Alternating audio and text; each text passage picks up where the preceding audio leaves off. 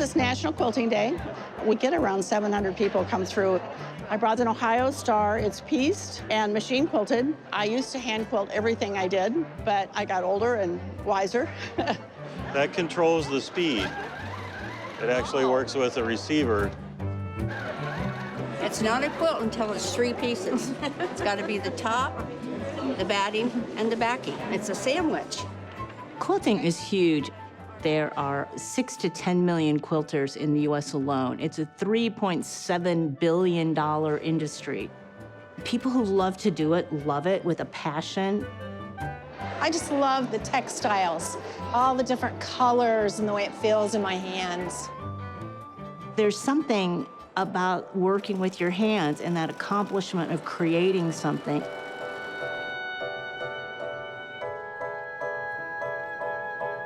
The International Quilt Museum has the world's largest publicly held collection.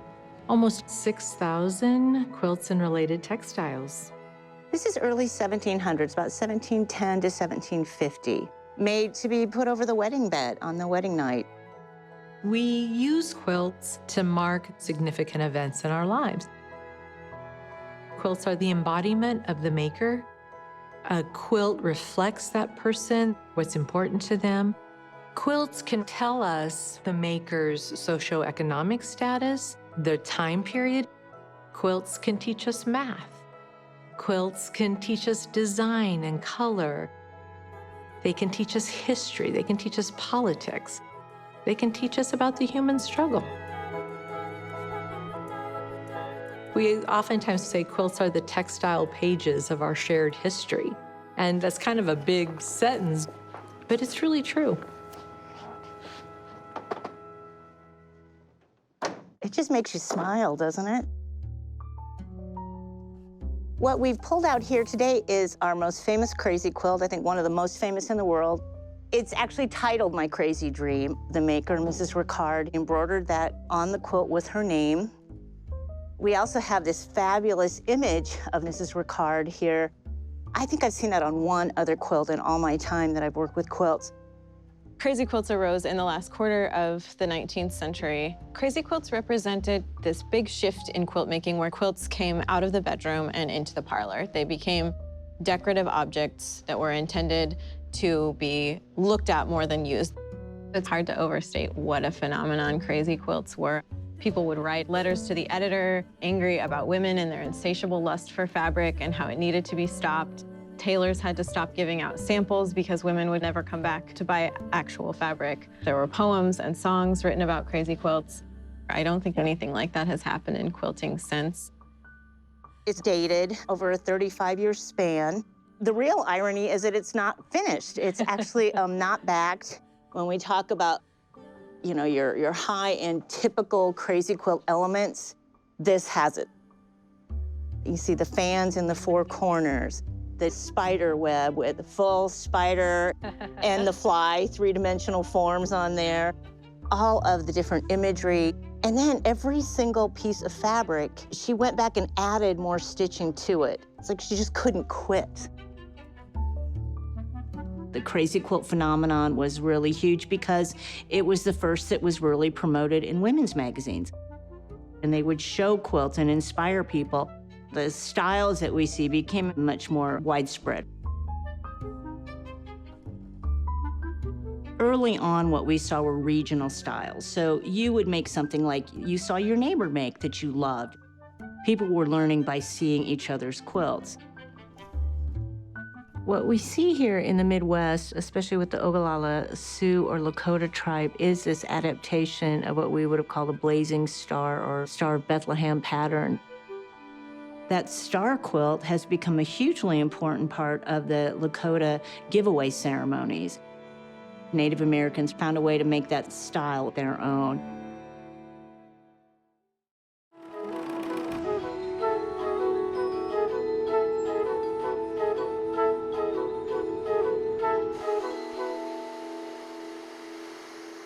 When quilts come back from exhibit, they are isolated for a period of 2 weeks.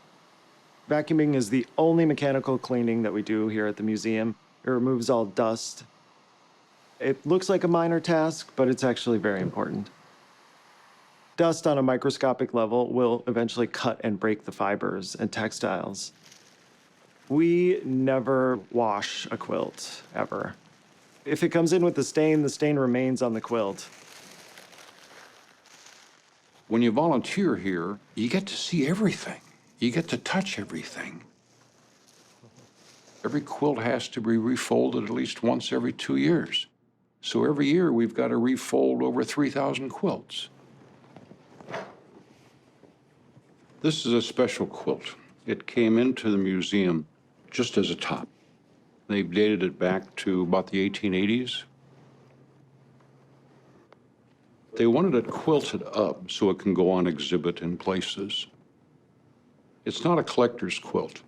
There are stains that were on the shirts before the quilter cut them up and used them. And it is just basic shirting fabric. But to me, it's an iconic quilt. It represents probably 95% of the quilts made west of the Missouri in the last half of the 19th century.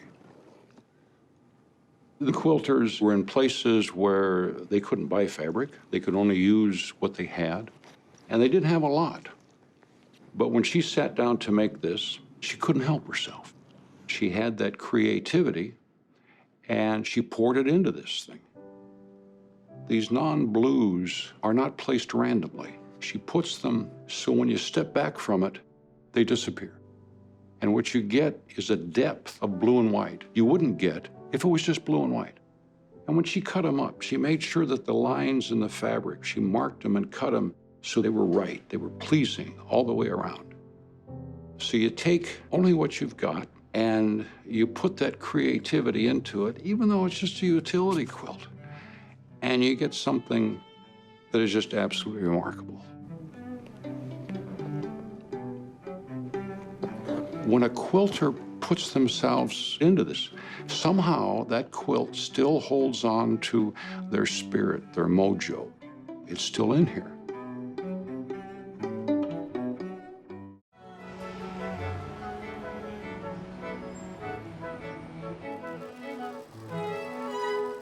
Every year, the Quilts of Valor Foundation has a National Sew Day. The International Quilt Museum here in Lincoln provide the space for us to be a part of this day. We here in Lincoln award most of our Quilts of Valor at our local vet center. The foundation was started in 2003, and we have awarded 212,000 Quilts of Valor across the country. Our goal this year is to reach 300,000. I myself have made 60 quilts. It's always a special moment because it means, I'm going to tear up, but it's a special moment because it means so much to our vets. It's a way of honoring our vets and the service that they have provided to our country. The gift of a quilt is an amazing thing. It is a transcendent thing. It's not like an object. It's about giving something much more than that. And it's art, of course, but it's also memory and history and so much work. So many hundreds, if not thousands of hours have gone into the making of a quilt that it has a kind of, to me, priceless nature to it. Most collectors tend to collect quilts in specific genres. Ken Burns chooses quilts for his collection on the basis of whether or not they speak to him. So it's his personality, it's his interests, it's his love of America and history. You can see all of those passions reflected back in his collection. I spend my entire professional life trying to wrestle complex stories to the ground. There's something incredibly liberating about being drawn to a quilt just for its isness. But I'm not collecting them because they speak particularly to a historical period or particular fads or styles in quilt making, but because the quilt that was completed is a work of art to me.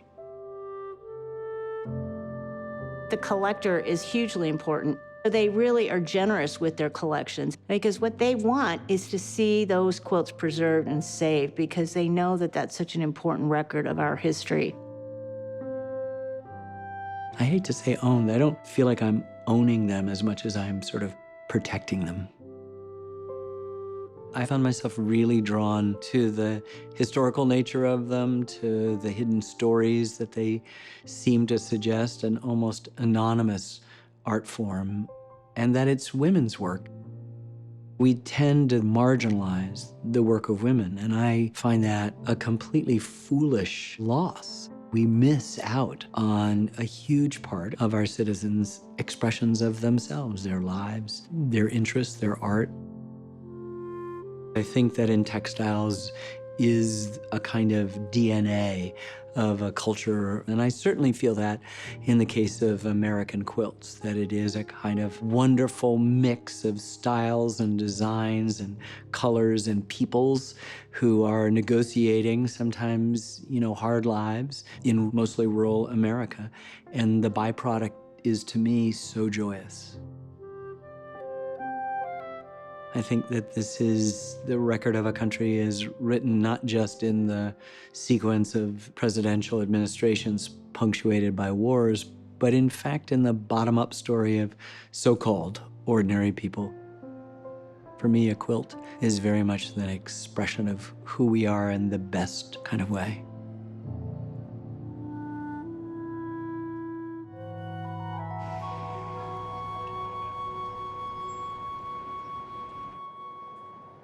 Los Desconocidos is the traveling exhibit of the Migrant Quilt Project.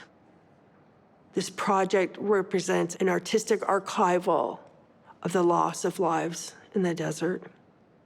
The quilts of the Migrant Quilt Project tell the story of the border crossers who lost their lives out there in the desert. We periodically find migrant clothing where they've left many, many items behind. It occurred to me maybe these fabrics could speak to the migration of people seeking a better way of life. We started collecting materials and taking them home and washing them, and I thought of memorializing all these people who have died crossing the desert by creating a quilt. I made one quilt, and then I wanted to do another year, so I found quilters to make another quilt.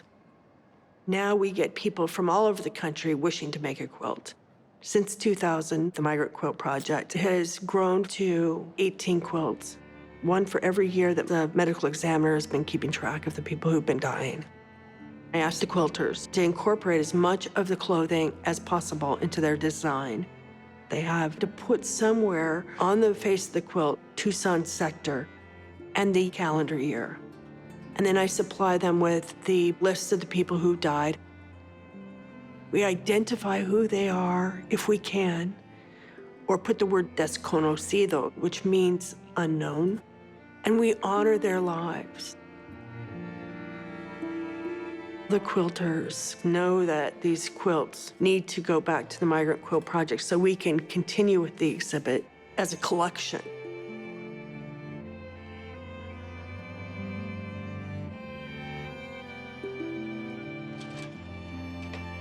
I think this is the crowd favorite, without a doubt. I love this piece so much. This is just so unique on every level. Every level, yes. I think everybody had a button box at home. She just found an amazing way to use them. The way she chose her buttons, the way she placed the red buttons, the large green buttons, it's just so beautifully thought out. She's attached it to seersucker. We believe it might be a tablecloth. I find the back really charming. Even though you can hardly see it, she's added this sweet little crochet border. I love the attention to detail. Do we know how much this quilt weighs? About 45 pounds. It looks like it was all made as one piece. The construction itself is just amazing to me. I cannot comprehend somebody putting that many buttons on anything.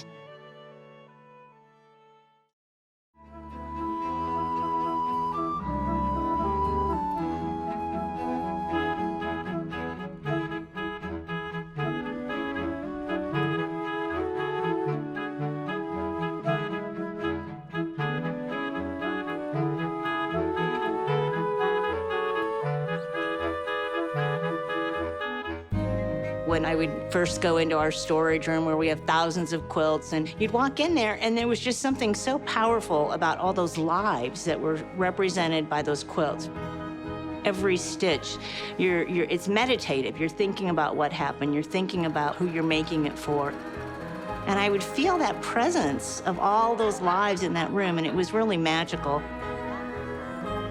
It's just so wonderful to be studying and working with quilts.